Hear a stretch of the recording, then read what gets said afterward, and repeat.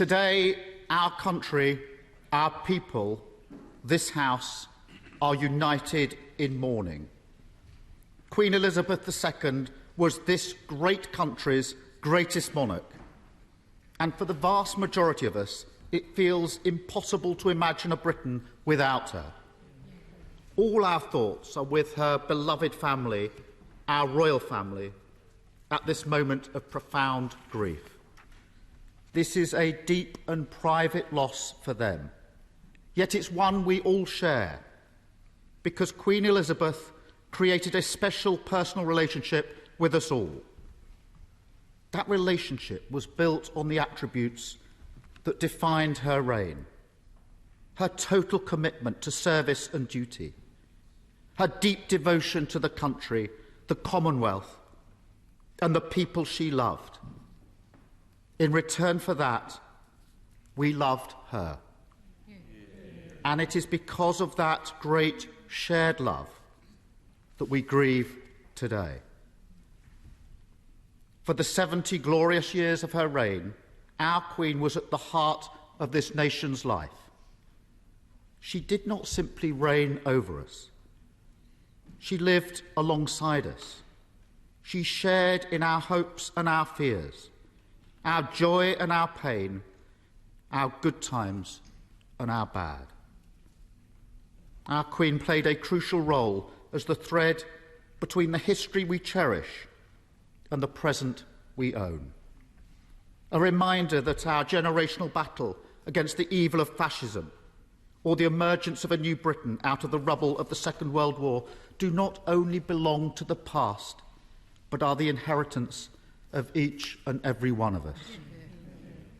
A reminder that the creativity, the hard work, the enterprise that has always defined this nation is as abundant now as it ever was. A reminder that the prospect of a better future still burns brightly. Never was this link more important than when our country was plunged into lockdown at the start of the pandemic.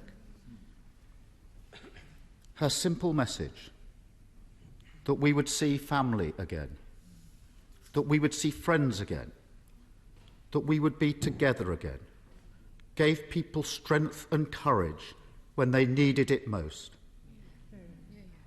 But it wasn't simply the message that allowed a shaken nation to draw upon those reserves. It was the fact that she was the messenger. COVID closed the front doors of every home in the country. It made our lives smaller and more remote. But she was able to reach beyond that, to reassure us and steel us. At the time we were most alone, at a time we'd been driven apart, she held the nation close in a way no one else could have done. For that, we say thank you. On the occasion of the Queen's Silver Jubilee in 1977, Philip Larkin wrote of her reign: "In times when nothing stood, but worsened or grew strange, there was one constant good: she did not change." It feels like we are once again in a moment in our history where, as Larkin put it, things are growing strange, where everything is spinning. A nation requires a still point. When times are difficult, it requires comfort. And when direction is hard to find, it requires leadership. The loss of our Queen robs this country of its stillest point, its greatest comfort, at precisely the time we need those things most. But our Queen's commitment to us, her life of public service, was underpinned by one crucial understanding: that the country she came to symbolise is bigger than any one individual or any one institution. It is the sum total of all our history and all our endeavours, and it will endure. The late Queen would have wanted us to redouble our efforts, to turn our collar up and face the storm, to carry on. Most of all, she would want us to remember that it is in these moments that that we must pull together. This House is a place where ideas and ideals are debated. Of course, that leads to passionate disagreement. Of course, temperatures can run high. But we all do it in pursuit of something greater. We do it because we believe we can make this great country and its people greater still. At this moment of uncertainty, where our country feels caught between a past it cannot relive and a future yet to be revealed, we must always remember one of the great lessons of our Queen's reign, that we are always better when we rise above the petty, the trivial, the day-to-day, to focus on the things that really matter, the things that unite us, rather than those which divide us. Yeah.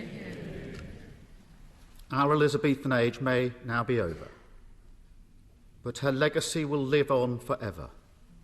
And as the children of that era, it falls upon us to take that legacy forward, to show the same love of country, the love of one another, as she did, to show empathy and compassion, as she did, and to get Britain through this dark night and bring it into the dawn, as she did. We join together today not just to say goodbye to our Queen, to share in our mourning, but to say something else important. God save the King, because as one era ends, so another begins. King Charles III has been a devoted servant of this country his entire life. He has been a powerful voice for fairness and understood the importance of the environment long before many others. As he ascends to his new role, with the Queen Consort by his side, the whole House, indeed the whole country, will join today to wish him a long, happy and successful reign. Yeah. Mr. Speaker, the emotions we see across the nation today are echoed across the Commonwealth to which our Queen was so committed, in the Church to which our Queen was so devoted, and in the armed forces which she led and her family served.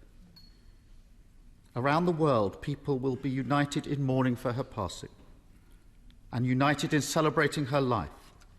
We've already seen beautiful tributes flow from across the world. It will be impossible to capture them all here. But each one is a reminder of the esteem in which she was held, of what she achieved on behalf of her country, of the shared values we treasure. The reason our loss feels so profound is not just because she stood at the head of our country for 70 years, but because, in spirit, she stood amongst us.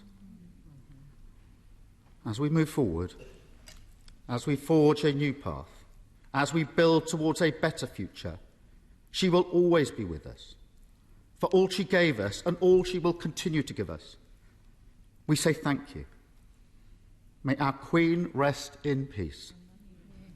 God save the King. I now call